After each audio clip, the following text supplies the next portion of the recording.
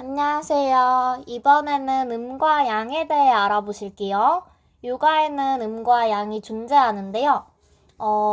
음과 양은 정해져 있지 않아요. 무엇과 비교하냐에 따라 달라지지만 대부분 인요가처럼 좀 편안하고 휴식을 목표로 한 요가는 음이라고 하고요. 아시탄가나 비냐사처럼 많이 몸을 움직이고 근육을 많이 사용하는 요가는 양이라고 해요. 네, 정해져 있진 않습니다. 하지만 음은 차가움, 차분함, 부드러움, 달, 여자를 표현하고 있고요. 양은 뜨거움, 들뜬, 딱딱한, 해, 남자를 표현하고 있습니다.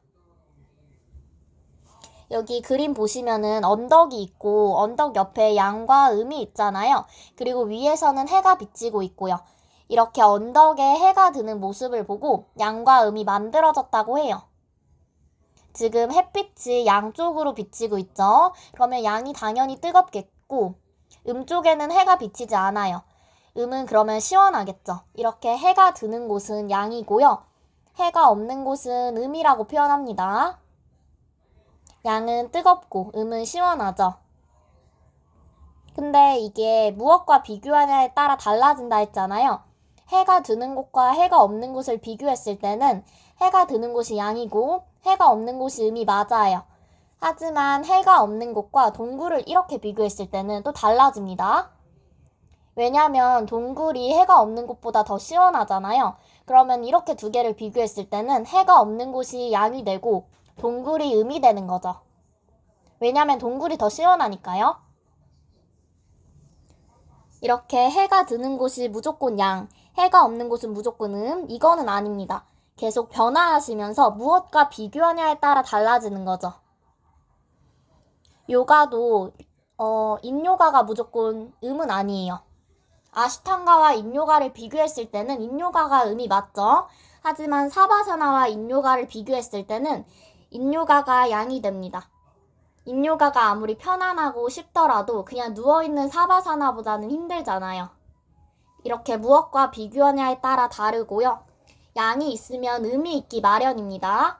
지금 양 옆에 음이 있죠. 같이 붙어 있잖아요. 양과 음은 서로 반대되는 두 기운이지만 하지만 꼭 붙어 있어요. 양과 음은 서로를 굉장히 싫어해요. 하지만 서로 상호 보완하면서 변화합니다.